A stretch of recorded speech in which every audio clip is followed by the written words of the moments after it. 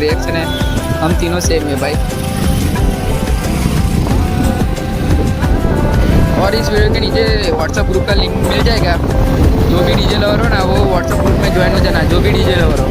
इसमें आपको पता चल जाएगा कि कब और किस टाइम में कंपटीशन हो या रोड शो, वो सब उसमें आपको पता चल जाएगा। तो ज़रूर से उस ग्रुप को ज्वाइन कर लिया करो।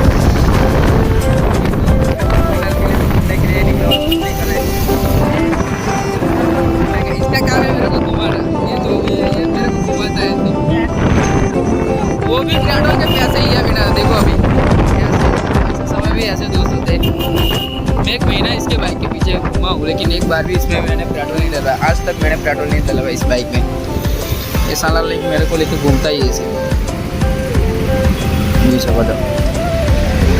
रिक्शा मस्त है, रिक्शा मस्त છોકરી છે પણ એ શું કરે, ઓ મને પ્રપોઝ નહીં કરે તો એકચ્યુઅલમાં થઈ શકે છે।